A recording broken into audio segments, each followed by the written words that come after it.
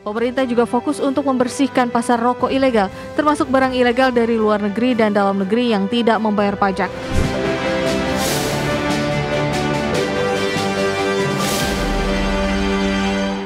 Pemirsa, pemerintah memastikan tarif cukai hasil tembakau atau CHT tidak akan mengalami kenaikan pada 2026.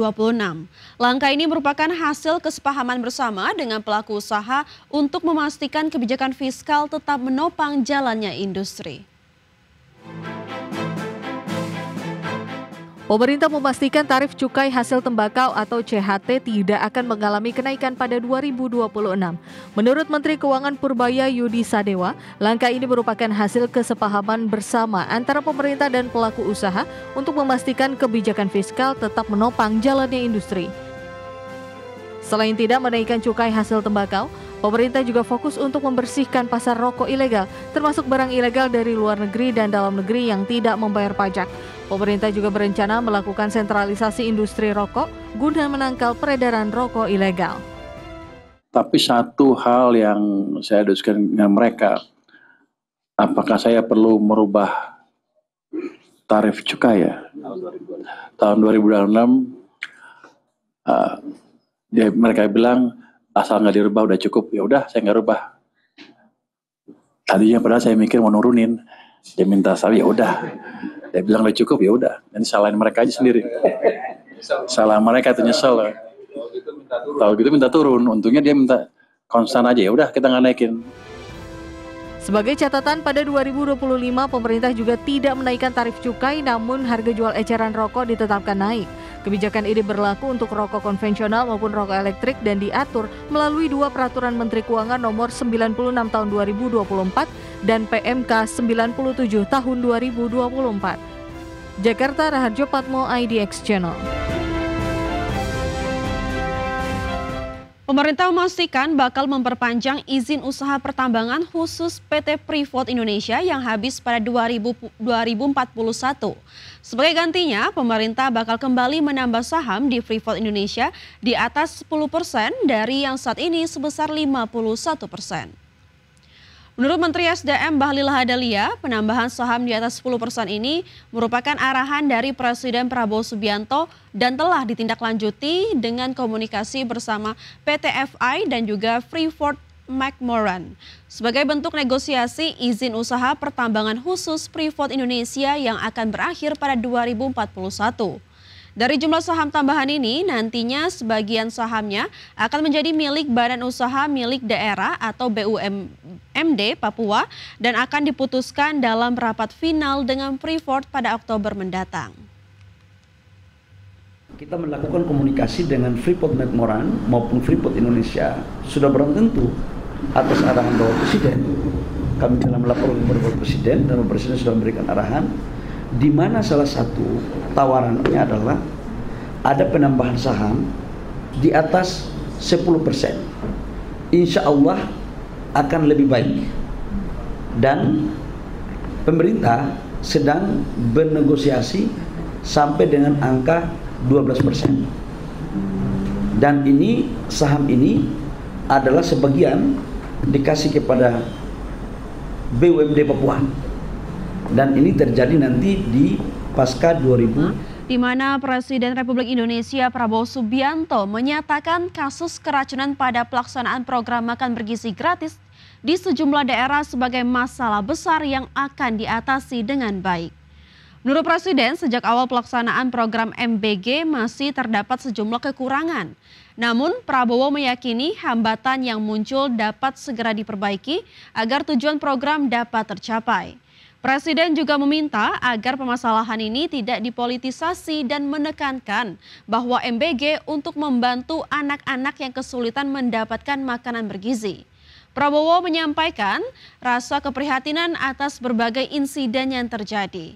Presiden juga meminta SPPG dilengkapi alat rapid test untuk memeriksa kualitas makanan. Ini masalah besar, jadi pasti ada kekurangan dalam awal, tapi saya juga yakin bahwa kita akan selesaikan dengan baik. Ya. Kita harus waspada, jangan sampai ini dipolitisasi. tujuan makan bergizi adalah untuk anak-anak kita yang sering sulit makan. Mungkin kita ini makan lumayan, mereka tuh makannya hanya nasi pakai garam. Ini yang harus kita atasi. Ya. Untuk memberi makan sekian juta pasti ada hambatan. Pasca maraknya kasus keracunan program makan bergizi gratis, pemerintah meminta Badan Gizi Nasional untuk menerapkan SOP dan ketentuan yang harus dipatuhi SPPG, terutama terkait kebersihan. Terkait kewajiban sertifikat layak higienis dan sanitasi atau SLHS, Kementerian Kesehatan akan membantu mempercepat penerbitan SLHS seluruh SPPG.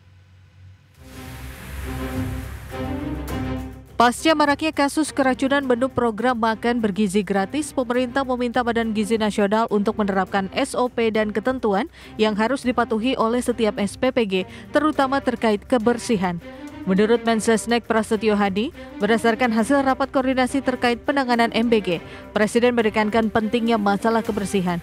Pasalnya, berdasarkan hasil sampel yang diperiksa, kasus keracunan menu MBG disebabkan adanya bakteri. Bapak Presiden dari kemarin memang memberikan petunjuk-petunjuk yang sangat detail, bahkan sangat teknis.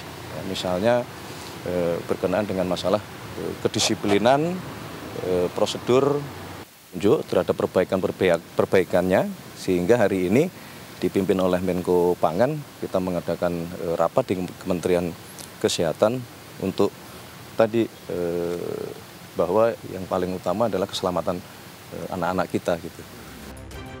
Sementara itu, kewajiban sertifikat layak higienis dan sanitasi atau SLHS untuk seluruh satuan penyedia program gizi atau SPPG. Kementerian Kesehatan akan membantu mempercepat penerbitan SLHS seluruh SPPG setidaknya dalam 1 bulan ke depan. Kementerian Kesehatan juga akan bekerja sama dengan Badan Gizi Nasional untuk mengawasi proses pemilihan bahan makanan serta proses masak di dapur MBG. Datanya saya belum dapat secara lengkap ya. Tetapi memang sertifikat hygiene dan layak sanitasi ini kita akan percepat agar supaya semua SPPG yang ada itu memenuhi standar dari kebersihannya, standar dari orang-orangnya gitu ya, standar juga dari prosesnya supaya baik.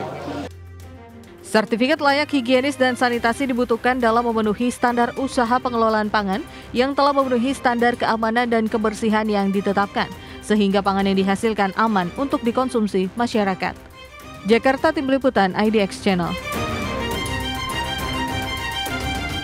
Sebelumnya pemirsa, Kepala Staf Kepresidenan Muhammad Kadari menyebut dari total 8.583 satuan pelayanan pemenuhan gizi atau SPPG, hanya 34 SPPG yang telah memenuhi syarat sertifikasi layak hygiene dan sanitasi atau SLHS. Selain itu, dari 1.379 SPPG yang terdata, hanya 413 yang memiliki SOP. Dari jumlah tersebut, hanya 312 yang benar-benar mengimplementasikannya.